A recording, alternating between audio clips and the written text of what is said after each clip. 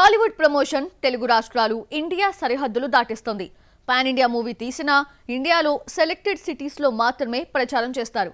కానీ ఈ మధ్య తెలుగు సినిమా దేశం దాటేస్తోంది. రామ్ చరణ్, బాలకృష్ణ దారిలోనే ప్రభాస్ కూడా నడుస్తున్నాడా? రాజాసాబ్ ప్రమోషన్స్ కి అమెరికాలో కొబ్బరికాయ కొడుతున్నారా? Have a look. 2025 సంక్రాంతికి 3 పెద్ద సినిమాలు వస్తే Game Changer, Daaku Maharaaj America చుట్టొచ్చాయి. గేమ్ చేంజర్ 4వ పాటను అమెరికాలో రిలీజ్ చేశారు. ఇండియాలో కంటే ముందుగా అమెరికాలో ప్రీ రిలీజ్ ఈవెంట్ నిర్వహించారు. ఇలా యుఎస్ఏలో ప్రీ రిలీజ్ ఈవెంట్ జరుపుకున్న తొలి ఇండియన్ మూవీగా రికార్డ్ క్రియేట్ చేసింది గేమ్ చేంజర్. యుఎస్ లో బాలయ్యకు అభిమానులు భారీ సంఖ్యలో ఉన్న సినిమా ఎంత పెద్ద హిట్ అయినా 2-3 మిలియన్స్ మార్క్కే పరిమితమవుతున్నాడు. 5 మిలియన్స్ పై దృష్టి పెట్టిన డాకు టీం అమెరికా వెళ్ళొచ్చింది. అయితే డాకు 2 మిలియన్స్ కూడా దాటలేదు. Daaku Maharaaj, Game Changer US events తో ప్రమోషన్స్ స్టార్ట్ చేశాయి. ఇక నుంచి తెలుగు క్రేజీ మూవీ అమెరికా వెళ్లి ప్రచారం చేస్తుంది అనిపించింది. ఈ సరికొత్త అలవాటును హిట్ 3 టీం కంటిన్యూ చేసింది. అమెరికాలో పడే ప్రీమియర్స్ లో నాని టీం పాల్గొంది. సినిమా రిలీజ్ కి ముందే అమెరికా వెళ్ళొస్తే ఒక పని అయిపోతుంది. డాలర్స్ మార్కెట్ కి మెయిన్ ఇంపార్టెన్స్ ఇచ్చి ఆ తర్వాత ఇండియాలో ప్రమోషన్ స్టార్ట్ చేయాలని రాజాసాబ్ టీం కూడా ప్లాన్ వేస్తోంది. సినిమా సంక్రాంతి రేస్లో జనవరి 9న రిలీజ్ అవుతోంది.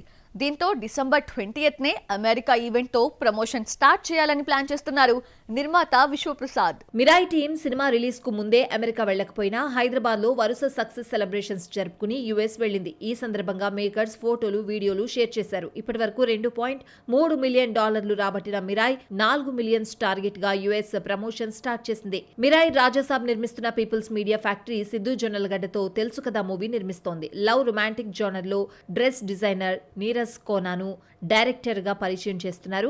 విశ్వప్రసాదే నిర్మాత కావడంతో తెలుసు కదా టీమ్ ను అమెరికా తీసుకువెళ్లి ప్రమోట్ చేసే ఛాన్స్ ఉంది. ఇక ఓజీ విషయానికి వస్తే తెలుగు ప్రమోషన్స్ కు డేట్స్ ఇవ్వడానికి టైం లేని పవన్ అమెరికా వెళ్లి ప్రమోట్ చేసేంత సీన్ కనిపించడం లేదు.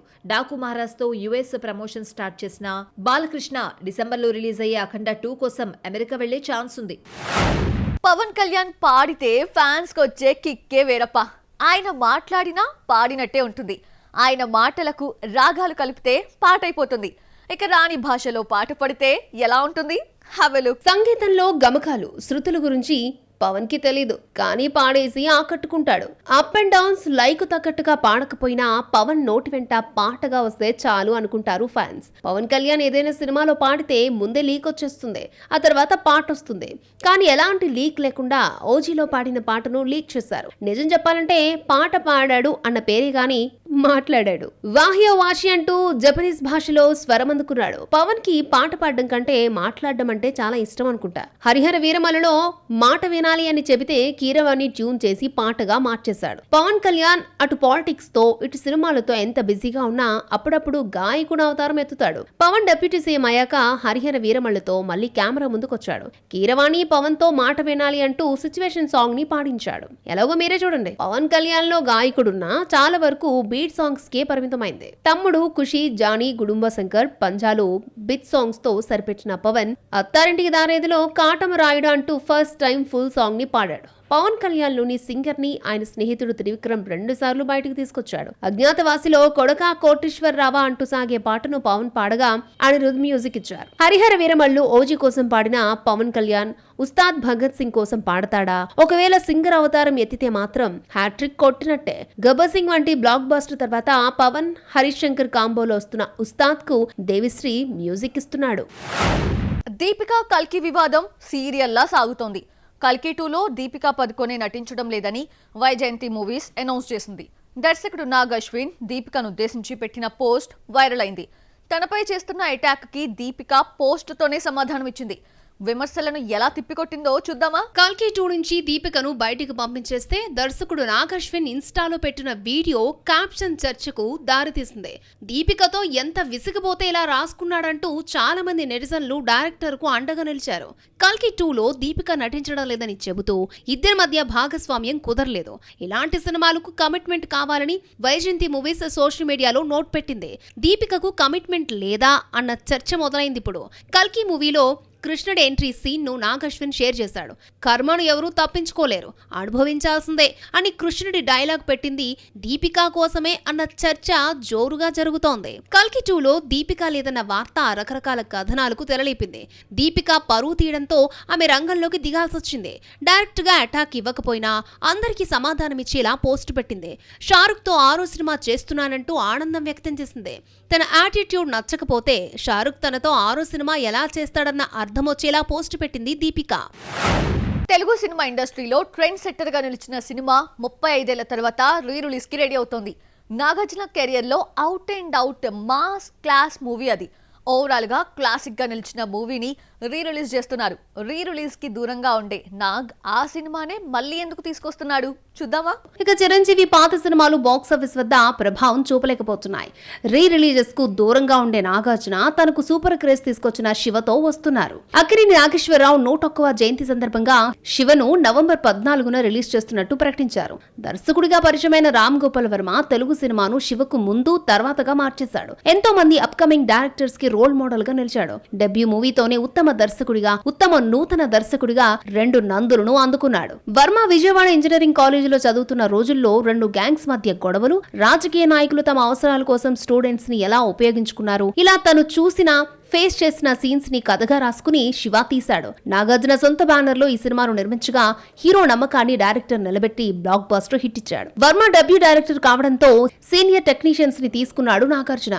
ఎస్ గోపాల్ రెడ్డి కెమెరామెన్ గా, ఆర్ట్ డైరెక్టర్ గా తోట తరణిని పెట్టుకున్నాడు. ఇక ఇళయరాజా ఇచ్చిన ట్యూన్స్, ముఖ్యంగా బ్యాక్గ్రౌండ్ సౌండ్ సినిమాకు అదిరిపోయే ఎలివేషన్ ఇచ్చింది. వర్మ శివను 55 రోజుల్లో 75 లక్షల బడ్జెట్ తో పూర్తి చేశాడు. హీరోయిన్ గా అమల తెలుగు తెరకు పరిచయమైంది. ఈ సినిమాతో ప్రేమలో పడిన నాగ్, అమల ఆ తర్వాత కలిసి ప్రేమ యుద్ధం, నిర్ణయం సినిమాల్లో నటించి తర్వాత పెళ్లి చేసుకున్నారు. 1989 అక్టోబర్ 5న రిలీజ్ అయిన శివ 22 సెంటర్స్ లో 100 రోజులు, 5 థియేటర్స్ లో సిల్వర్ జూబ్లీ ఆడింది. నైజాం ఏరియాలో కోటి కలెక్ట్ చేసిన తొలి చిత్రంగా శివ నిలిచింది. ఉత్తమ దర్శకుడిగా వర్మతో పాటు ఉత్తమ మాటల రచయితగా తనికెల భరణి నంది అవార్డు ని అందుకున్నారు. ఇదే సినిమాను హిందీలో రీమేక్ చేస్తే అక్కడ కూడా ఘన విజయం సాధించింది. తమిళ hero Pradeep Ranganathan debut Telugu movie Dude మొదలు పెట్టారో లేదో రిలీజ్ డేట్ ఇచ్చేశారు.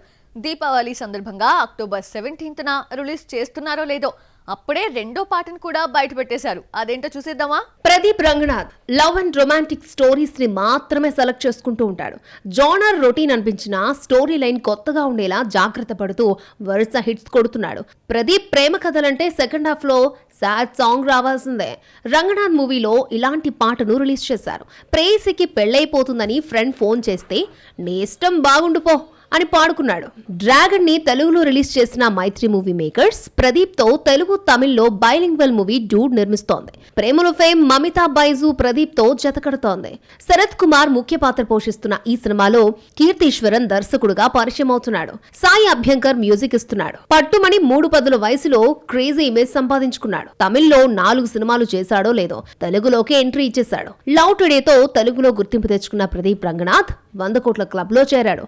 డ్రాగన్ తో 140 కోట్లు దాటేశాడు. డ్రాగన్ తర్వాత ప్రదీప్ నటిస్తున్న movie love insurance company shooting పూర్తయింది. నయనతార భర్త విఘ్నేష్ శివన్ డైరెక్షన్ లో ఈ సినిమా రూపొందుతోంది. అనిరుద్ మ్యూజిక్ ఇవ్వగా ప్రదీప్ తో కృతి శెట్టి జతకడుతోంది. ఈ సినిమాతో పాటు డూడ్ కూడా అక్టోబర్ 17నే రిలీజ్ కావడం విశేషం. సంక్రాంతికి ఎంత పోటీ ఉన్నా ఈ సినిమా పండక్కే రావాలి అన్నట్టు తమిళ తంబేలు దీపావళిని క్యాష్ చేసుకోవాలి అనుకుంటారు. ఒక హీరో నటించిన 2 సినిమాలు ఒకే రోజు రావడం చాలా అరుదు. అక్టోబర్ 17న ప్రదీప్ నటించిన love insurance company Dude gun release అవుతున్నాయి. ఇలా అయితే ఏ సినిమాకు పాజిటివ్ టాక్ వస్తే ఆ సినిమాని చూస్తారు, లేదంటే ఏదైనా సినిమా వెనక్కి తగ్గుతుందేమో చూడాలి మరి.